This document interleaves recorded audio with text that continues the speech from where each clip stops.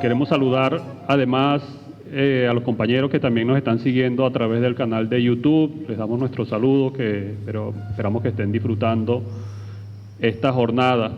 Para no extenderme mucho también, yo simplemente quiero comentar que cada generación siente que está viviendo tiempos interesantes, siempre tiempos muy interesantes y por lo general más interesantes que las generaciones que le han precedido.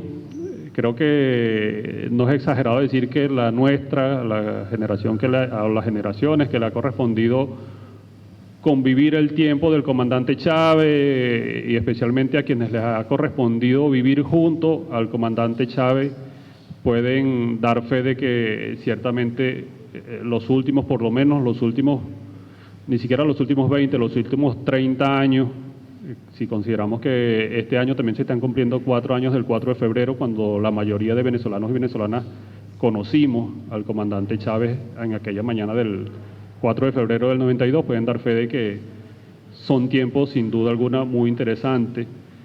En esta historia reciente, muchas personas han pasado por la revolución, han sido protagonistas, y bueno, una de ellas que le ha tocado vivir en la primera fila, incluso diría yo que arriesgando incluso su vida, ha sido la diputada Iris Varela, quien nosotros tenemos el honor de que nos acompañe la mañana de hoy.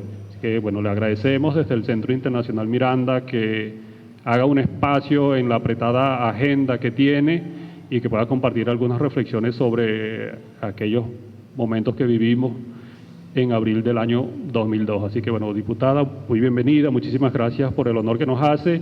Y bueno, acá está el público dispuesto a escucharle y seguramente a deleitarnos con lo que usted tiene para contarnos hoy.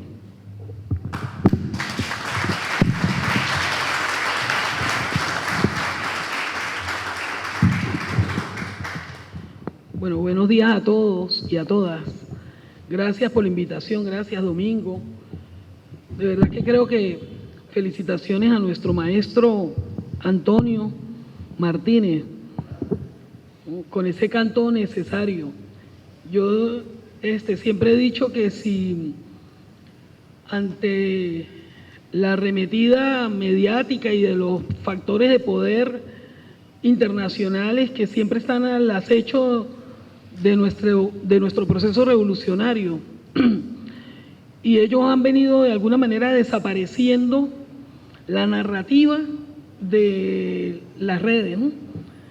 Qué difícil es cuando uno quiere indagar sobre los acontecimientos de hace 20 años, hacer esa investigación a través de la Internet, como la Internet la domina los factores de poder enemigos de la patria, pues por supuesto que a ellos no les conviene que la versión real de toda esa historia épica del pueblo venezolano esté allí como debe ser. Y de ahí la necesidad de que nosotros mantengamos esa narrativa y la fomentemos, ¿no? Y la difundamos. Por eso, nada más oportuno que la canción del maestro Antonio, porque nosotros aprendiéndonos la historia con esas canciones, ¿no? Dejaríamos en la memoria de estas generaciones y de las futuras lo que ha acontecido aquí en el país. Tenemos que ingeniárnosla, buscar los mecanismos. Y de paso, yo venía reflexionando sobre algo. Ayer una hermana mía, que yo le digo que ella es como la oficina central de información, ella siempre lo mantiene a uno al día, ¿no? Está pendiente de todas las cosas que dicen los escualios y pendiente de las redes. Ella me manda un video pequeño de un personaje que supuestamente era uno de los comandantes del 4F.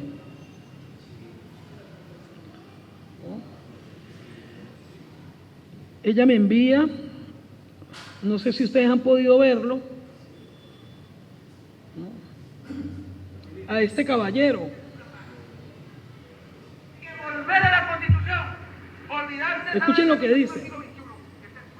Que volver a la Constitución, olvidarse de esa vaina de socialismo al siglo XXI, esta es pura paja. Chávez se murió y se llevó al socialismo.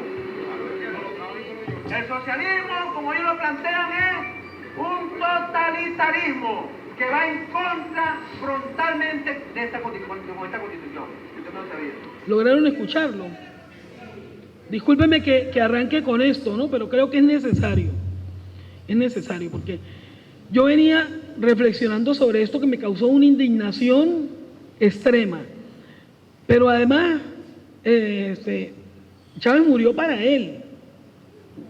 Y Chávez murió para él no el 5 de marzo. Chávez murió para adelante porque él lo traicionó. Él traicionó a Chávez y traicionó este proceso. Pero para nosotros Chávez no ha muerto ni morirá, ¿no? Chávez se mantiene allí. Y esa es la canción con la que precisamente Antonio cierra, ¿no? Y yo digo, bueno, definitivamente los revolucionarios estamos conectados. Tenemos una conexión que se puso de manifiesto hace 20 años sin un plan. Hace 20 años había un plan, pero de la derecha para sacarnos el poder, para acabar con Chávez.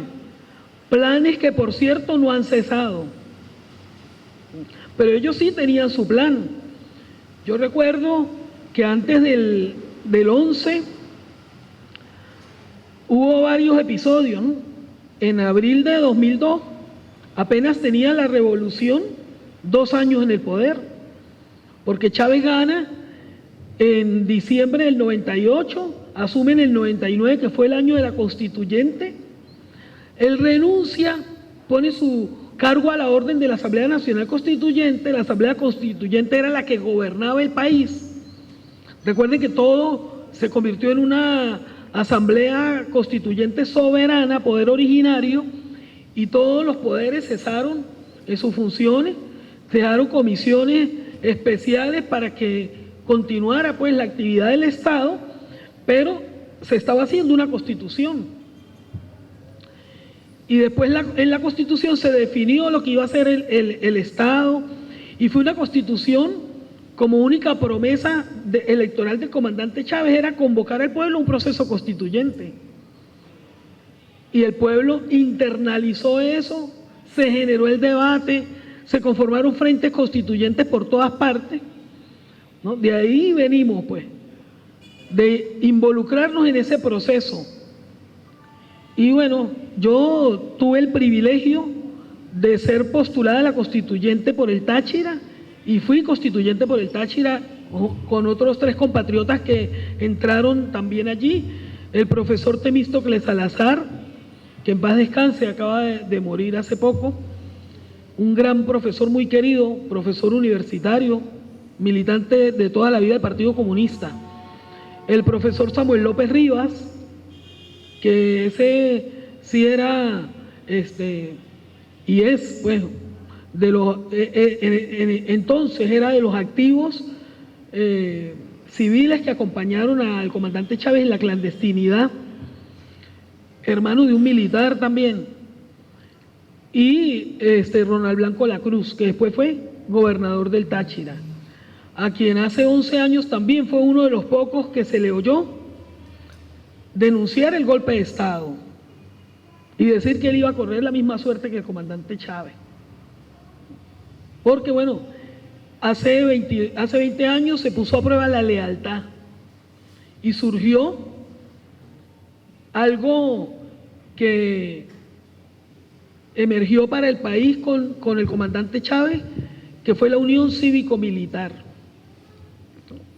Pero ¿qué pasaba antes? Bueno, antes eran conspirando, así como todos nosotros conspirábamos antes de que el comandante Chávez llegara para acabar con la Cuarta República, ¿no? Así mismo los factores de poder que fueron desplazados cuando llega el comandante Chávez al poder por el voto popular e impulsa el proceso constituyente, se articularon enseguida para conspirar y defenestrar al comandante Chávez, para darle un golpe de Estado. Por cierto, eso lo que ha pasado reciente es un continuo, ¿no? Son los mismos actores, pero por supuesto que allí ellos aprovecharon, creo que hicieron una mala lectura, como siempre la han hecho, de las capacidades de resistencia y el patriotismo del pueblo venezolano, y además de la fortaleza que tiene el proceso revolucionario, porque el pueblo venezolano siempre se manifestó en contra de la oligarquía, en contra de los gobiernos, de la corrupción, en contra de esos modelos que se implementaron en el país del pacto de punto fijo. Siempre el pueblo venezolano tuvo momentos antes del 89 pronunciándose en contra, en algunas partes con líderes militares a la cabeza, ¿no? En otras con alzamientos populares, con conformación de células guerrilleras, de guerrillas urbanas. Y el momento cumbre del pronunciamiento popular en contra del Estado imperante, del establecimiento, pues, de ese periodo de la Cuarta República fue 27 y 28 de febrero del 89. Después el comandante Chávez recoge ese descontento, pero la fuerza y la organización del movimiento tenía mucha participación militar, muy escasa la participación civil, que también andaba conspirando, porque todos nosotros conspirábamos. Por eso nos sumamos a Chávez cuando emerge, cuando lo vemos en las pantallas de televisión el 4 de febrero, nos sumamos porque nos identificamos con él. Pero al llegar Chávez al poder con su promesa de refundar la República, comienza a gestarse toda una conspiración, y yo recuerdo que con el diputado Luis Tascón salimos por todo el país a denunciar que había una conspiración en marcha. Denunciábamos a los poderosos, sin temores, como debemos hacer los revolucionarios. Denunciábamos que Luis Miquelena Hernández, que era el coordinador del CTN, del Movimiento Quinta República, ¿no? Y creo que también estuvo a cargo fue ministro de Relaciones Interiores, o puso a alguien allí, ¿no? Porque él era el que ponía ministro, nombró el Tribunal Supremo, nombraba ministros, nombraba fiscales, él era el poder real, ¿no? Y nosotros eso lo habíamos detectado e intentábamos, ¿no? Lo que fue en el año 2000, porque recuerden que el comandante Chávez pone su cargo a la orden de la constituyente, y en el 2000 hay unas megaelecciones, que es cuando se legitiman todas las autoridades a la luz de la nueva constitución, ¿no? Se eligen diputados, yo salí electa para ese periodo y Tascón también, se elige el presidente de la República, se eligen gobernadores y se eligen alcaldes y consejo legislativo, consejo municipal, una mega elección. Fue una relegitimación de las autoridades a la luz de la nueva constitución. Luego venían los procedimientos para nombrar Tribunal Supremo, para nombrar los rectores del poder moral republicano, que es el poder ciudadano, Contralor General de la República, Fiscal General de la República y Defensor del Pueblo. Y bueno, todos esos personajes fueron puestos, o allí por lo menos incidió muchísimo Luis Miquelena. Y ya nosotros empezábamos a ver, no porque viéramos conspiraciones en todos lados, sino porque observábamos que, por ejemplo, en un documento que decía los 20 pasos para el perfecto golpe de Estado en Latinoamérica, que es un documento de la CIA, estaba paso a paso y dibujado lo que estaba pasando en el país. Digo en el país, en la Venezuela de hace 20 años, pues. ¿Qué era lo que pasaba? Bueno, se había unido Fedecámara con la CTV, la jerarquía eclesiástica, hacían pronunciamiento, había un cerco al comandante Chávez, lo tenían prácticamente secuestrado. Algunos ministros que tenía, los anillos de seguridad, no dejaban que uno se le acercara, no se le podía decir nada. Y entonces, bueno, nos reuníamos ahí en la Asamblea de los Diputados. Yo era una de las pocas que participaba, pero el comandante Chávez había decretado, porque estuvo habilitado para ello por la Asamblea, 49 decretos leyes, que fueron las leyes habilitantes. ¿Lo recuerdan? Aquí la mayoría puede recordarlo, ¿no? Hay muy poca gente que no lo recuerda. Pero bueno, el presidente fue habilitado por la constituyente y él necesitaba esas leyes para poder impulsar el proyecto revolucionario, ¿no? La ley de pesca, la ley de minas, la ley de hidrocarburos, la ley de tierras, ¿no? Eran 49 decretos leyes y la vicepresidenta de la República era la doctora Dina Bastidas, vicepresidenta ejecutiva. Estando nosotros reunidos allí, cuando la doctora Dina Bastidas presenta los 49 decretos leyes, después de eso se reúne la fracción del partido que la dirigía, por supuesto Miquelena, pero el operador allí que era diputado era Ernesto Alvarenga. Y nos reúnen. Y bueno, la propuesta era que teníamos que generar una comisión especial para revisar los decretos leyes habilitantes del presidente Chávez. Por supuesto que cuando dicen eso, nosotros enseguida nos rebelamos. Claro que eso no lo íbamos a aceptar. Entonces, y de una vez lo dijimos por todo el cañón. Aquí lo que están es conspirando contra el comandante. Porque ¿qué pasa? Después de que se revisan las leyes y se modifican unas leyes para las cuales el presidente fue habilitado, lo que venía después era el voto de censura a Dina Bastidas. Ellos querían sacar del medio a la vicepresidenta ejecutiva, la querían sacar. Entonces, bueno, se genera todo un problema allí. Empezamos nosotros, el diputado Luis Tascón y mi persona, a ir a muchos lugares en todo el país y hacíamos asambleas donde denunciábamos la situación que estaba pasando y denunciábamos que había una conspiración en marcha. En enero o febrero del 2002, las leyes habilitantes creo que fueron promulgadas en el 2001, no sé si fue en noviembre. El 9 de noviembre, gracias por precisar la fecha, camarada. 9 de noviembre del 2001.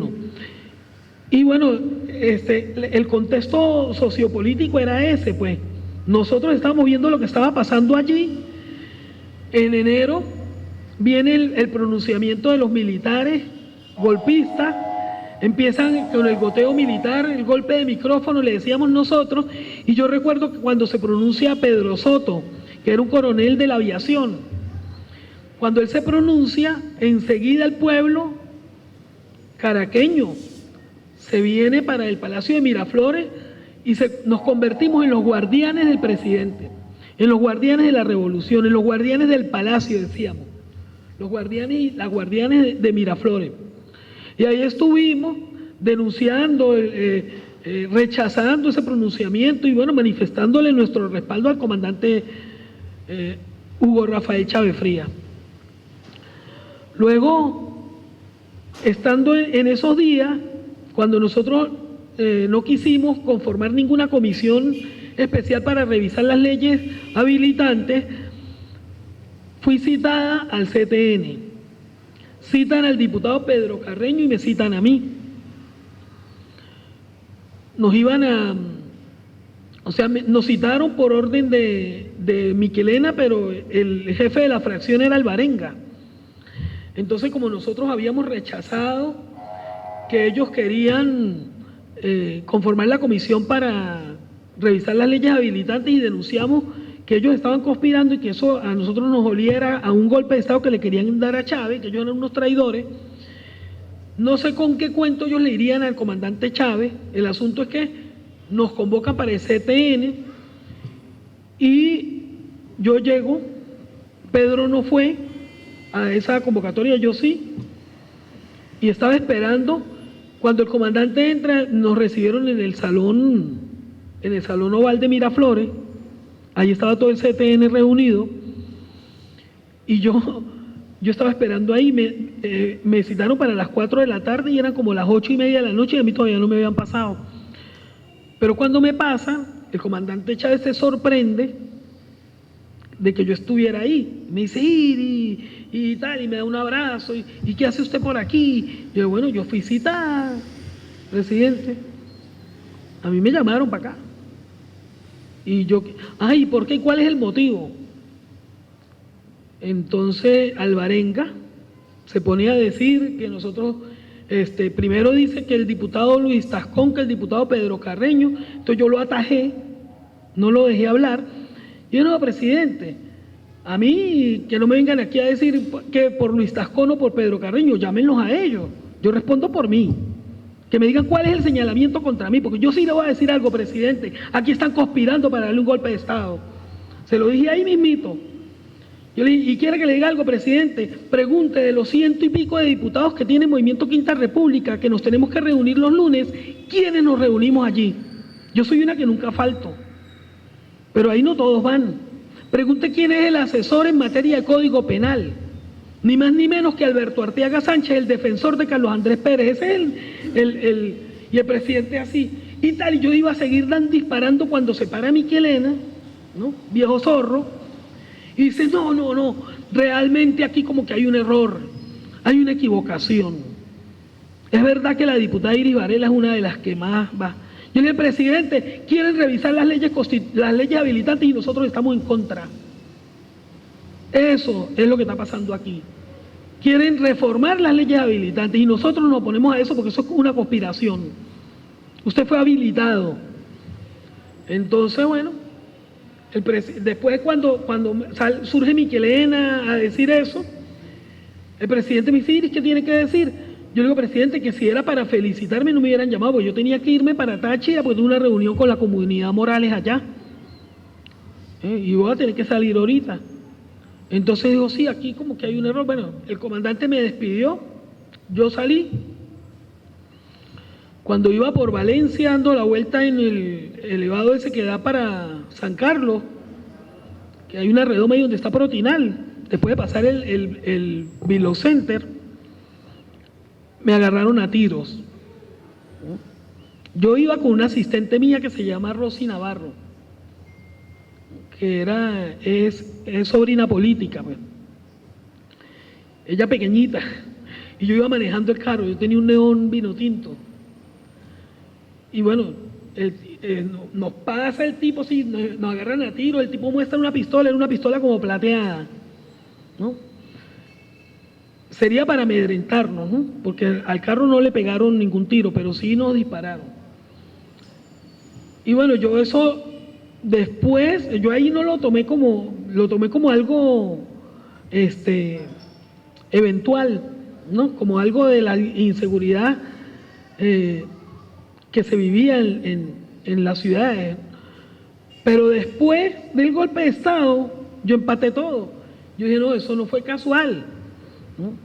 Eso fue porque yo alerté y además yo cometí el error de decirle ahí al comandante que yo agarraba ahí mismo por tierra para San Cristóbal, ¿no? Pero compatriotas, eso...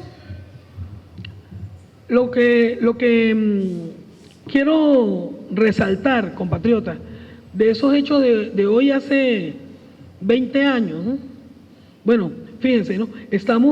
No es hoy, es la próxima semana, pero bueno, como venezolanos dignos, no nos podemos enfrascar a hacer ninguna celebración en Semana Santa, ¿no? Y creo que por eso también se adelantan los tiempos. Todo el mundo tiene derecho a ir a recogerse con su familia, a hacer sus actividades, ¿no? Pero peligroso, compatriotas, lo que está pasando, porque la conspiración sigue vivita y coleando. O sea, aquí nadie crea que mientras haya un proceso revolucionario aquí en marcha, va a cesar la conspiración. La conspiración hace igual hoy que hace 20 años, sigue igualita, ahí están los actores, ¿no? Y nosotros, compatriotas, tenemos que buscar mecanismos para contrarrestar eso, mecanismos reales. Yo vengo en este momento de una entrevista en televisión, la van a publicar el domingo, con el, creo que es sociólogo, Oscar Chemel. Y ahí estábamos haciendo un análisis, ¿no? ¿Qué se puede decir 20 años después de esos acontecimientos? Bueno, yo creo que aquí el gran protagonista, ¿no? Yo debo corregir la presentación, camarada Domingo, ¿no? Yo simplemente fui una más de ese pueblo que cada uno tiene una historia que contar. Cada persona aquí en el país. ¿Por qué? Porque nosotros nos identificamos con el comandante Chávez.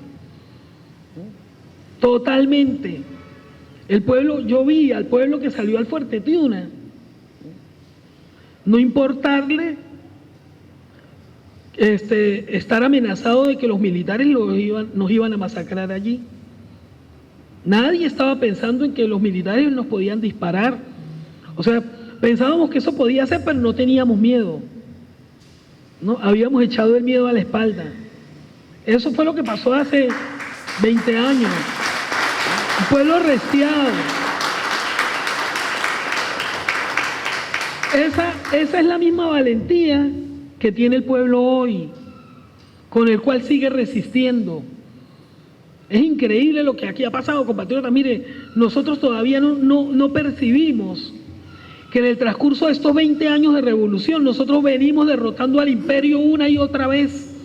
Lo que pasó hace 20 años y el rescate del hilo constitucional el 13 de abril fue la derrota del imperio que le propinó el pueblo venezolano, porque ellos montaron a Carmona, ellos tenían a sus militares traidores, ¿no? Ellos tenían el concierto de países lacayos de esos gobiernos para decirles amén.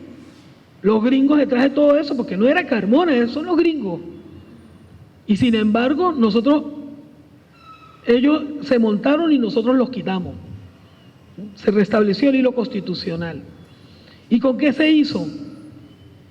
Con la idea de Chávez. El pueblo salió fue con la Constitución en la mano. Armados de Constitución, dice la canción de Yoginando Canto, ¿no? Eso fue, yo digo, el arma más poderosa con la que se ha dotado al pueblo del proceso revolucionario ha sido esta Constitución.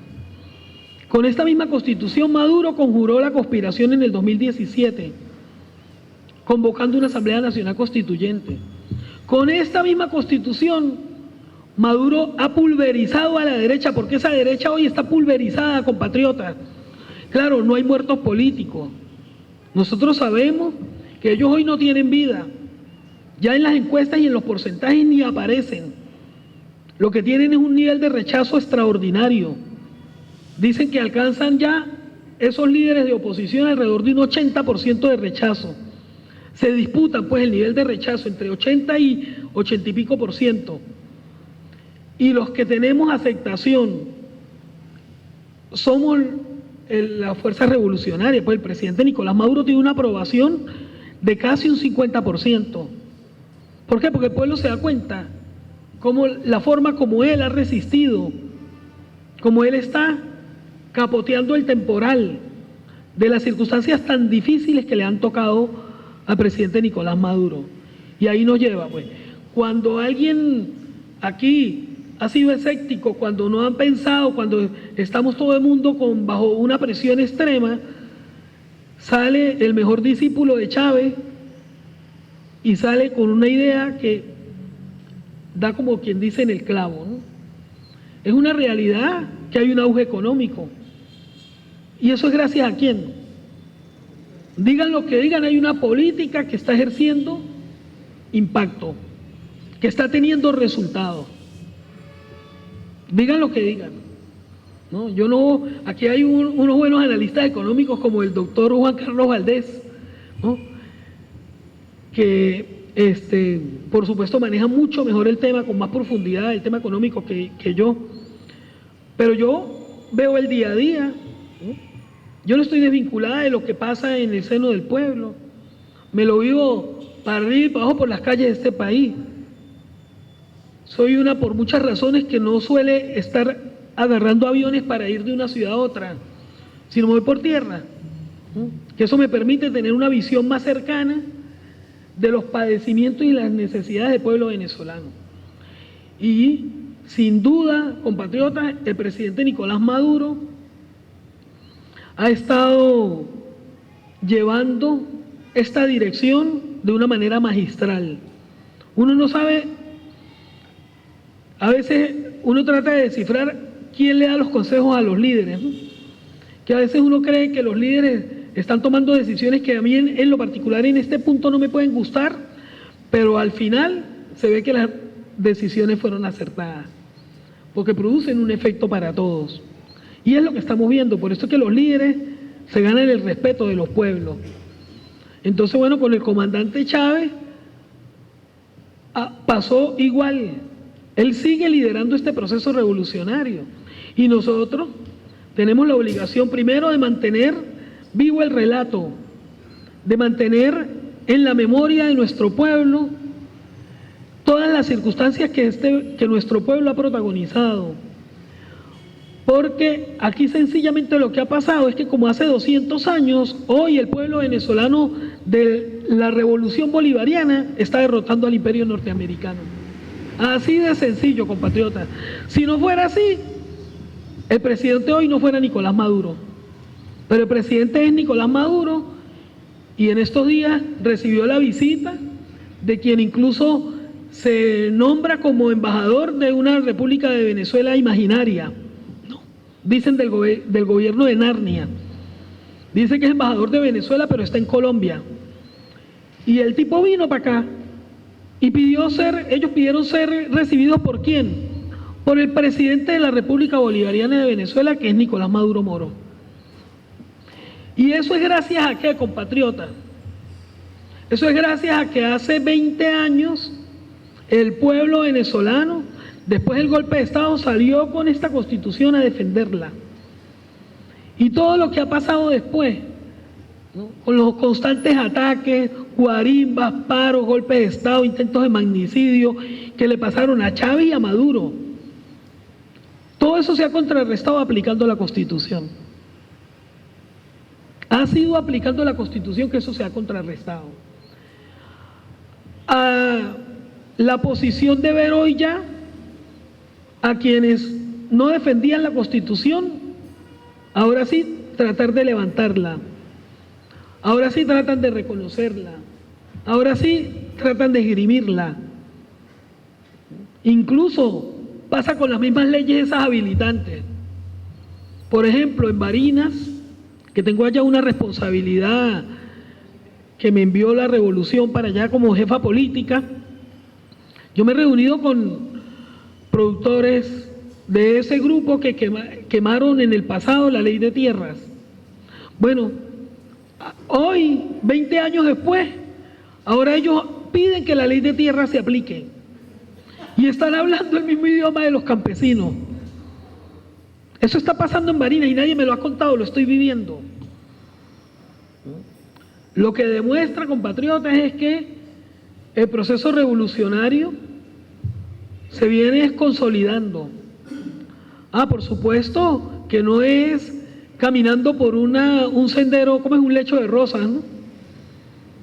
Estamos caminando entre las espinas, entre los golpes, entre las zancadillas, entre las traiciones.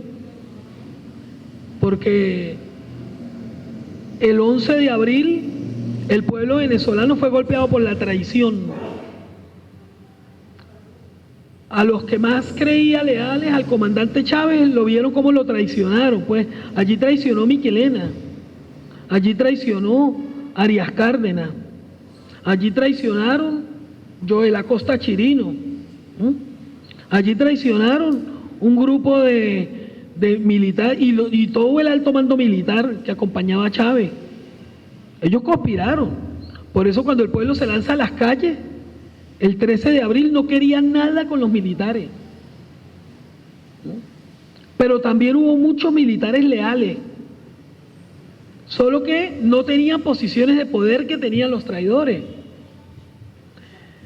también traicionaron los civiles, ¿no?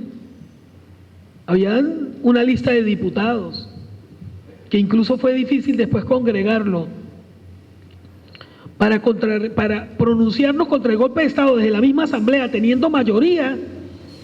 No pudimos hacerlo porque los diputados, algunos se escondieron. Sin embargo, el pueblo venezolano obligó. Fue el pueblo venezolano el que obligó. Por eso yo no creo en héroes ni heroínas particulares, nosotros como dirigentes del 13 de abril. No creo en eso. Decir eso es faltarle el respeto al pueblo venezolano. El héroe de esta historia es el pueblo venezolano en su conjunto, completo, que se fue. El pueblo venezolano que se fue para el Fuerte Tiuna, que se fue para el Canal 8, que se fue para Miraflores, que se fue para las instalaciones militares a lo largo y ancho del país, que se fue para las plazas Bolívar y para las plazas cercanas a las gobernaciones en todos los estados del país. Ese es el héroe de esta historia. Por eso yo digo, cada uno tiene una historia del 11, 12 y 13 de abril. Y es una historia gloriosa. Esa historia hay que mantenerla viva en la memoria del pueblo venezolano, en la memoria del colectivo. Porque esa es nuestra fortaleza. Eso que pasó allí hace 20 años. Después de eso es que surge la creación del comandante Chávez ya para darle más firmeza al proceso revolucionario, de un elemento que también ha sido vital y nos ha mantenido a nosotros resistiendo en el transcurso de estos años, que es la Unión Cívico-Militar. Después de esos acontecimientos, porque efectivamente las lealtades se unieron el 13 de abril. Fueron las lealtades, los leales civiles y los leales militares. Nos unimos y entonces conformamos fuimos la semilla, pues, para esa creación del comandante Chávez, que fue darle a nuestra revolución también el carácter de una revolución cívico-militar. No es una revolución exclusivamente del pueblo, sino es una revolución, decía el comandante Chávez, armada. Porque la Fuerza Armada también ya tiene que estar en sintonía con un pueblo que demostró su valentía en todos los acontecimientos y lo ha seguido demostrando. ¿O es que acaso con la dura etapa que le ha tocado al presidente Nicolás Maduro también no ha habido militares conspiradores?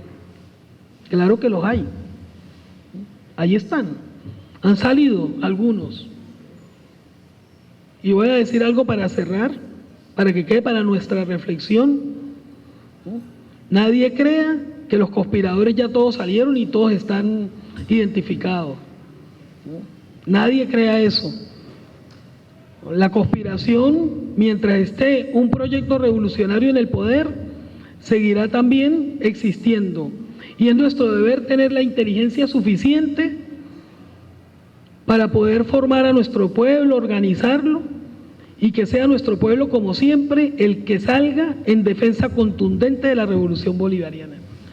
Simplemente quiero destacar de lo que la diputada nos ha comentado la mañana de hoy, también de la presentación musical de Antonio, que si algo vemos del hilo conductor, no solamente de las dos presentaciones, sino de algunas fechas que nos han ido definiendo y de la cual estamos hoy especialmente recordando, de lo que sucedió hace 20 años, son algunos momentos que efectivamente nos han ido definiendo como pueblo, ¿no? En los últimos, por lo menos, 33 años tenemos, en primer lugar, como mencionó la diputada, el 27 de febrero del 89, después, por supuesto, el 4 de febrero, abril de 2002 y, bueno, más recientemente también hemos tenido efectivamente en el año 2017 con la elección de la Asamblea Nacional Constituyente. Creo que todos recordamos a los votantes precisamente de uno de los pueblos del Táchira, de donde es la diputada, cruzando ríos para poder votar en esa jornada, ¿no? Y cómo esa elección, en ese momento, ese ejercicio de soberanía popular por parte de los venezolanos y venezolanas acabó definitivamente y de raíz con esa ola de violencia que estábamos viviendo en ese año. Ese año,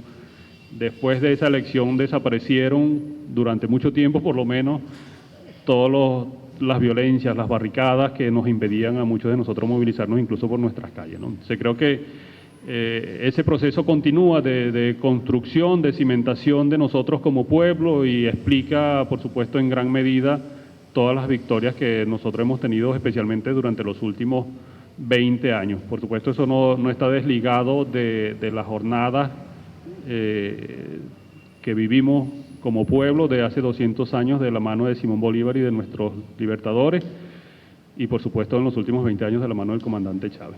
Creo que seguimos y nosotros, bueno, desde el Centro Internacional Miranda, el esfuerzo que estamos poniendo, no solamente con la diputada, sino con otros eventos que vamos a estar realizando, es justamente para que no se nos olvide.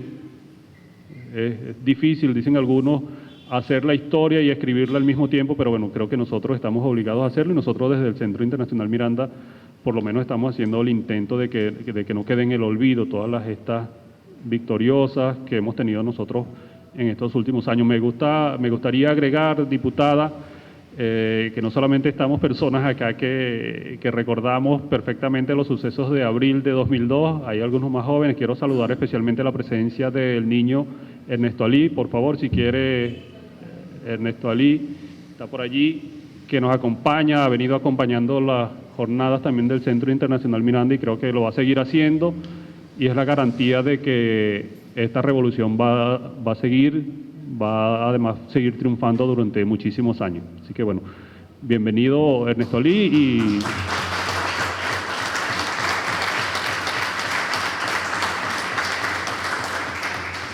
y con él saludamos por supuesto a todos los niños, las niñas de la patria.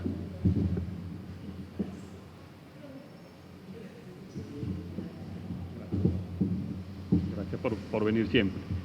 Quiero dejarles además el saludo de la doctora Tibisay Lucena, nuestra ministra del Poder Popular para la Educación Universitaria, organismo al cual nosotros estamos adscritos y quien siempre nos está impulsando para desarrollar esta y otro tipo de actividades que realcen no solamente el quehacer revolucionario del pueblo de Venezuela, sino además la labor, el trabajo conjunto entre el gobierno presidido por el presidente Nicolás Maduro, nuestra Asamblea Nacional, por supuesto los ministerios y nosotros quienes estamos acá acompañando todas estas gestiones. A todas y a todos tengan muy buenas tardes.